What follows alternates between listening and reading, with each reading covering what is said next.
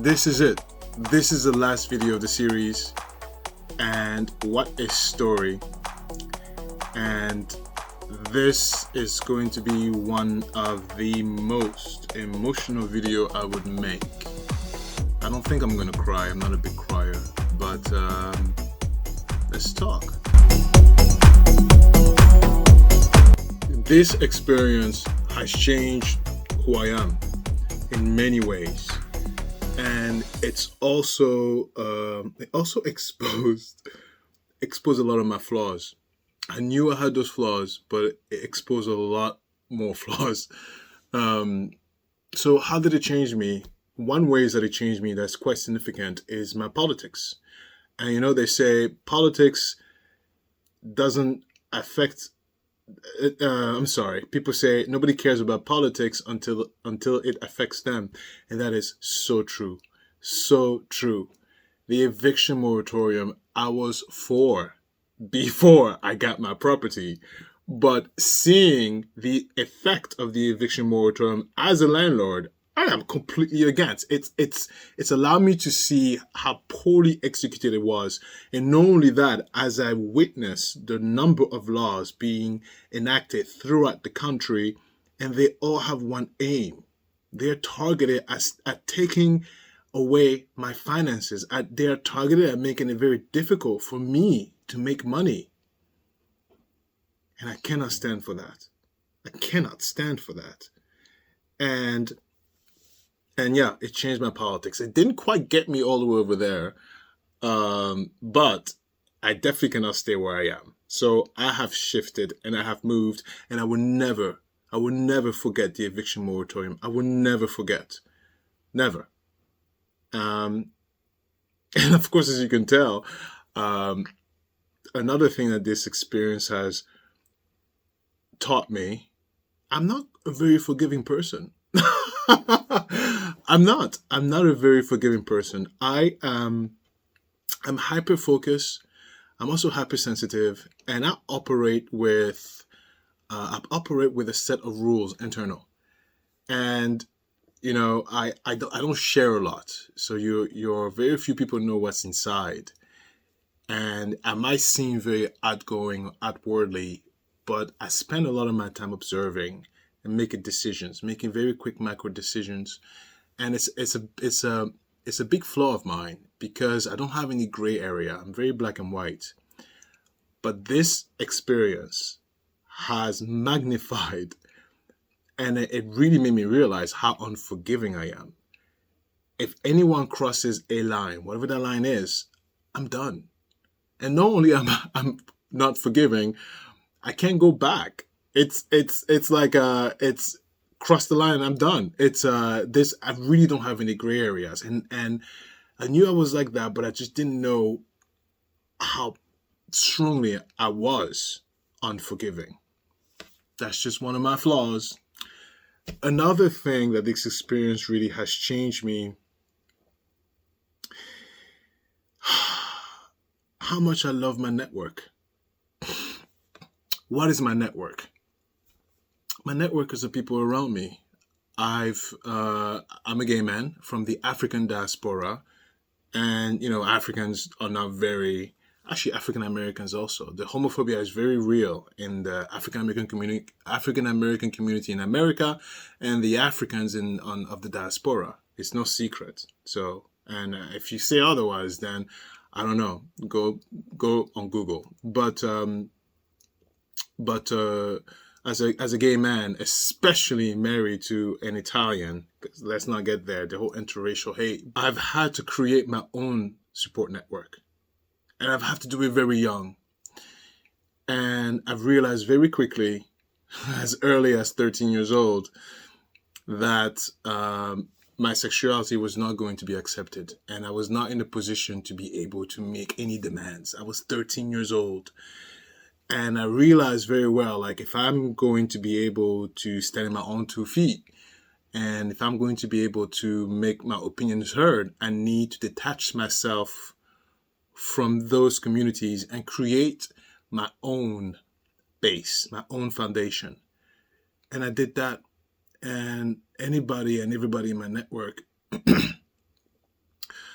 are so important to me because at any moment I could activate them and they will be there in a heartbeat to protect me, to defend me, to support me financially, emotionally. I have no one who's weak in my network. And I've built a strong network and I'm so proud of it because in moments during this story that was very hard, there was moments that were so hard. I couldn't sleep. There was moments when my husband even couldn't be consoling. There were moments where I was so upset, so angry, that I also so scared. But in the back of my mind, I knew and I kept saying to myself, no matter what happens, no matter how bad it gets, even if you become destitute, you have a network that will support you. I got very rich friends, okay? I gotta tell you right now, my friends are rich, okay? So, and they like me and we're good. Trust and believe I'll never be homeless and I'll never be wanting for money. Yes, and I take pride in that. And you know what? In return, okay, they can count on me as well, right? So a network is not there for you to abuse or use. It's there just in case. And they are your friends. These are people who are my friends. These are people that I view as family to me. I cherish them.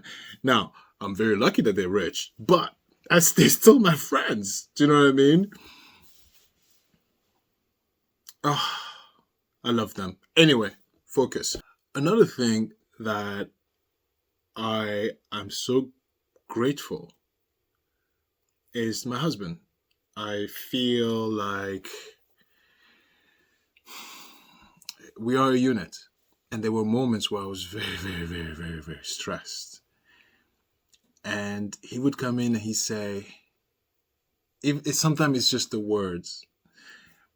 And he would say, who cares? Don't worry about it.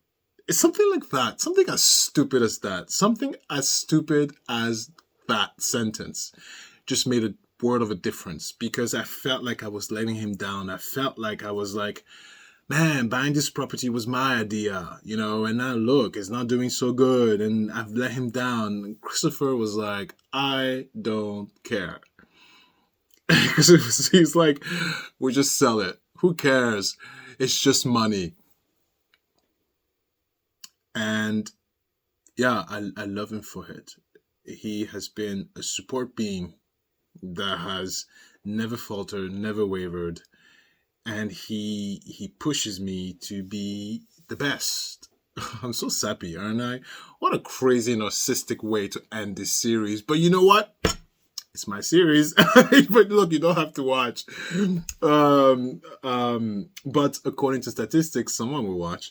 Another positive thing about making this series was that it was very therapeutic. It was very therapeutic because there were moments where, you know, I just didn't want to burden Christopher. I didn't want to burden him. And I couldn't sleep because I needed to study the law. And I needed to understand a few things. And I needed to know a few this, a few that. And I was researching on case studies. I mean, I was going all the way. And that's just how I am. And so sometimes talking to the camera was very therapeutic. And so I'm grateful for that.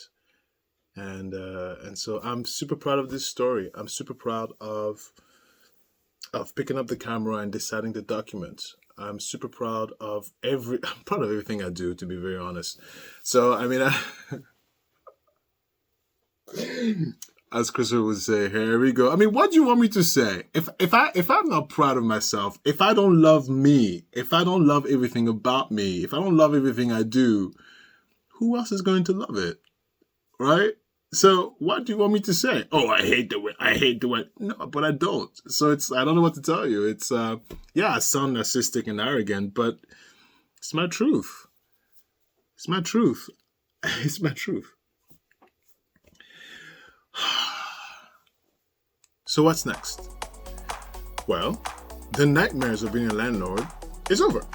So I think the next step now is getting the property ready and getting a new tenant in there. And I think it'd be very cool to kind of walk you along this second part of the journey. of bringing this property up and running and providing me money. I need to make money. I can't go through all this process with the eviction moratorium and all this mental anguish just to have it sit there and not give you money. We need money. All right, so let's go through the process together, and let's see if I've learned anything from this experience in terms of my tenant screening process. Let's see if I've learned anything, and I'll walk you through that. But the other thing that I think will be very cool is I'm going to walk you through the process of me suing her.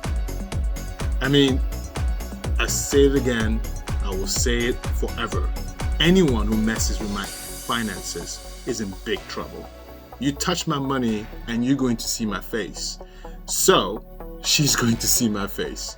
I am suing her for every single penny.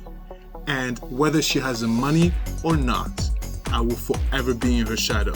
She will forever regret doing this to me.